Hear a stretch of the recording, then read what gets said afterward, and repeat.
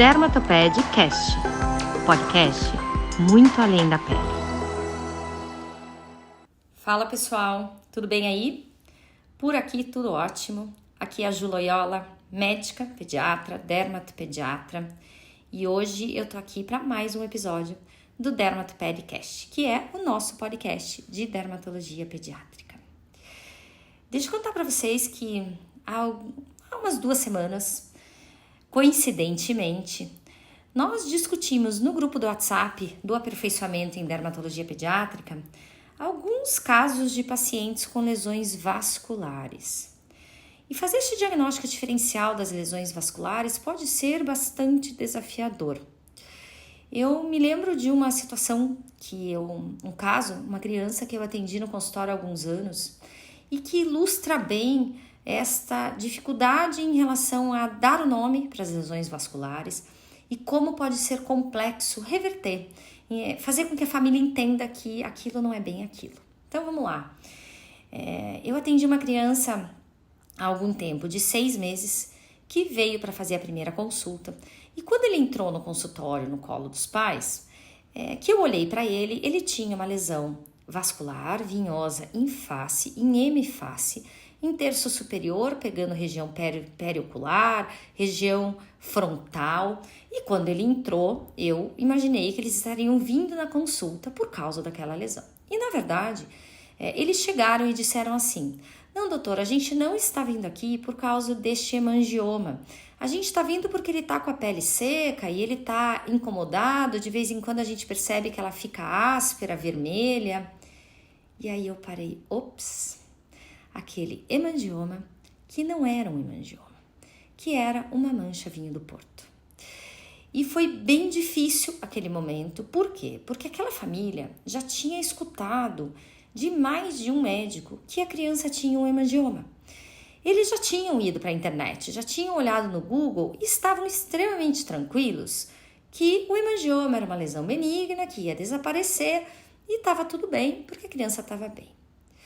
Mas aquele hemangioma, que na verdade era uma mancha vinho do Porto, ele estava localizado, nessa região de face e que nós temos que pensar na síndrome, na possibilidade dele estar associado a malformações de sistema nervoso central, alteração ocular, risco de glaucoma, que compõe a síndrome de Sturge-Weber. Quando eu coloquei esta possibilidade para a família, foi bem difícil. Bem difícil deles entenderem como que aquela lesão que eles vinham todos aqueles meses ouvindo que era um hemangioma, de repente não era um hemangioma e ainda poderia trazer um risco para a criança. Então, veja, a primeira coisa importante quando a gente está frente a uma lesão vascular é ter calma. É procurar entender com detalhes como é que foi o aparecimento, como é que foi a evolução, porque a gente tem sim uma diferença importante da evolução de uma lesão, que é um hemangioma, ao contrário do que acontece com uma mancha vinho do Porto, que é uma malformação vascular. Então esse é o primeiro ponto, que a gente possa ter calma frente a uma lesão vascular e que a gente não de cara diga que é um hemangioma, porque esse é o grande erro, né? É muito comum que nasceu a criança, apareceu uma lesão eritematosa, é hemangioma. E desfazer aquela ideia é muito complexo. Então, a primeira coisa muito importante que eu queria trazer para a gente hoje poder pensar, refletir, é em relação à nomenclatura das lesões vasculares. Esta nomenclatura, ela já foi bastante confusa e, na verdade, é confuso mesmo, né? E de alguns anos para cá, então, primeiro lá em 2014, depois isso foi revisado em 2018, a ideia foi tentar trazer uma divisão mais lógica, né? E aí a gente tem, então, 2 grandes grupos de lesões vasculares, que são os hemangiomas de um lado e as malformações vasculares de um outro lado. E é super importante que a gente compreenda essa diferença, porque a gente vai ter histórias e evoluções muito distintas e, consequentemente, um prognóstico muito distinto para o nosso paciente. Vamos falar então dos hemangiomas. E aqui, classicamente, dos hemangiomas infantis, porque sim, eles têm uma história clássica. Habitualmente, a criança ela vai nascer sem nenhuma lesão.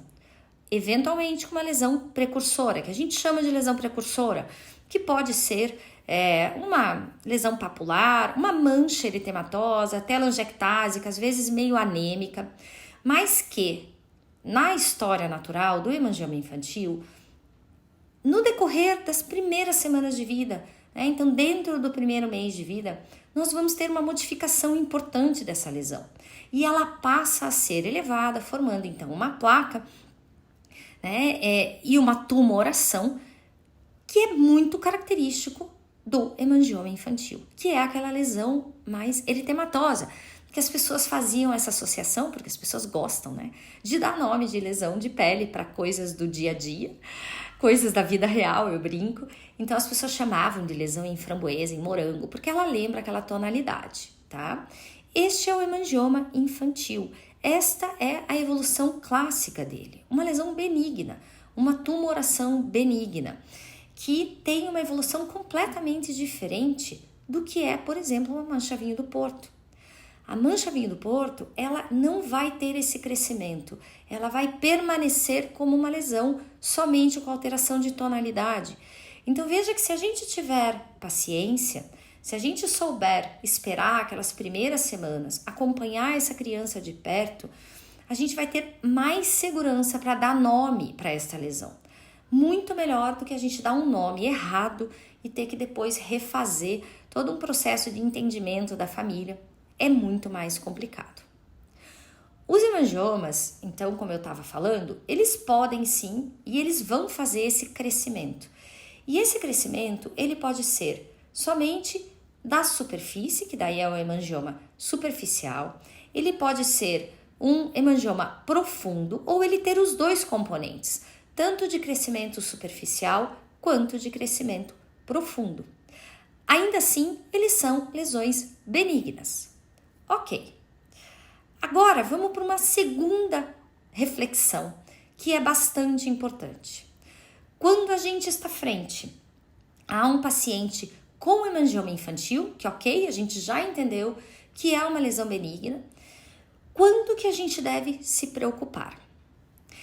Eu venho ainda da época, né? Na minha época, a gente tratava o hemangioma com altas doses de corticoide via oral. Então, era muito comum que a gente fizesse a orientação para a família de que o hemangioma é uma lesão benigna e que não precisava de tratamento. Hoje, isso mudou. Eu diria que uma das grandes revoluções que nós tivemos, né, na dermatologia pediátrica, na pediatria, foi a descoberta do propanolol para o tratamento do hemangioma. Então, ele atua de uma forma em que a gente tem muito mais tranquilidade e segurança de usar o propanolol, uma medicação antiga, usada há muito tempo. E com isto, a gente pôde rever de uma certa forma as indicações de tratamento para hemangioma.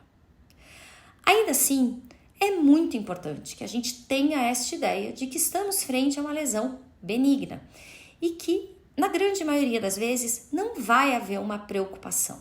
Então vamos lá. Quando que nós devemos nos preocupar com um hemangioma infantil? Especialmente em relação a tamanho e localização.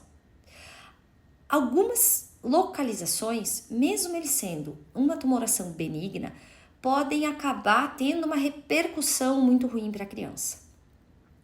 Dentre elas, vamos lá. Pálpebra superior.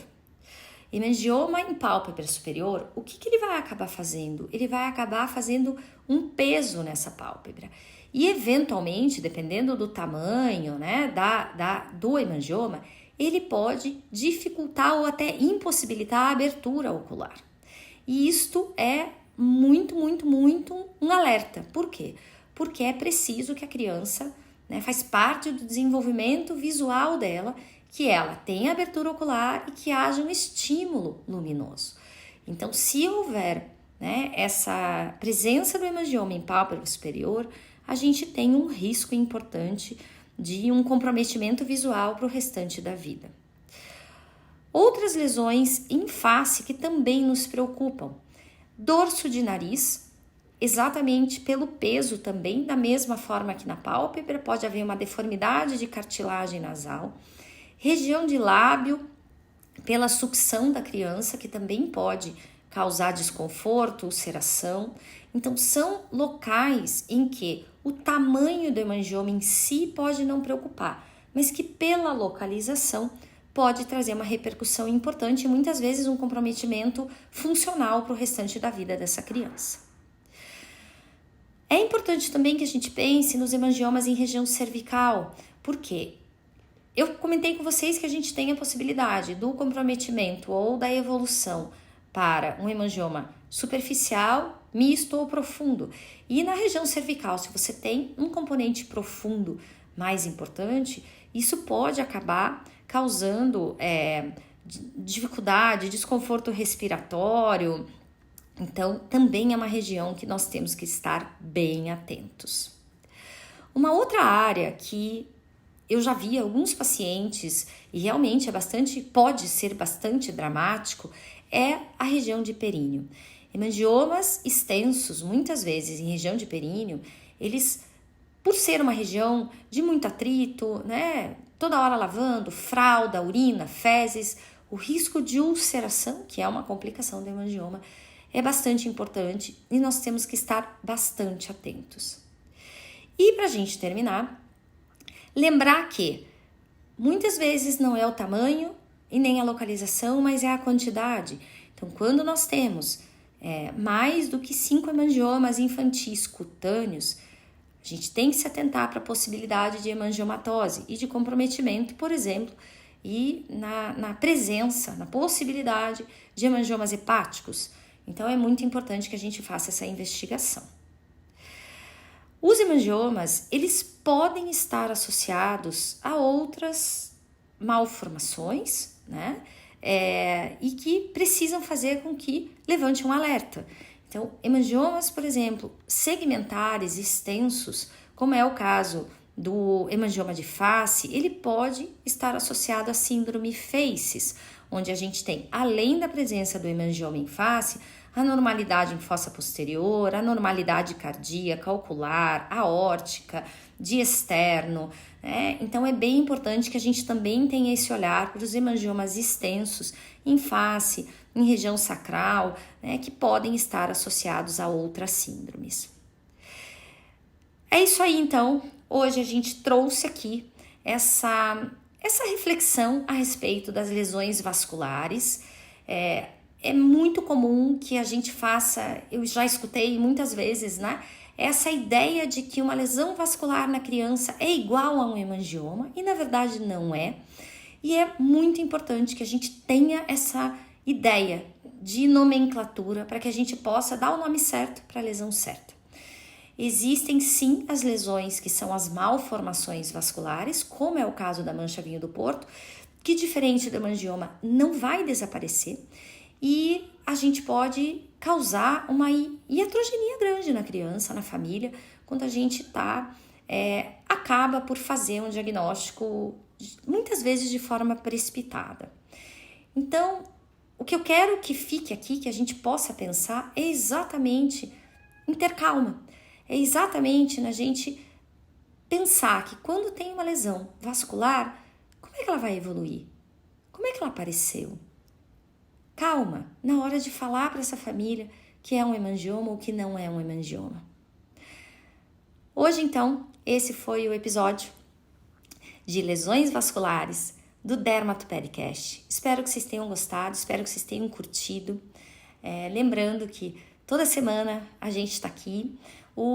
Esse podcast ele faz parte do aperfeiçoamento em dermatologia pediátrica e carinhosamente eu trago ele aqui porque realmente uma das minhas propostas quando eu entrei neste mundo digital é que a gente possa levar esse atendimento das crianças e dos adolescentes com doença de pele para mais e mais colegas, porque realmente é desta forma que a gente vai poder impactar mais famílias e trazer uma qualidade melhor para o nosso atendimento.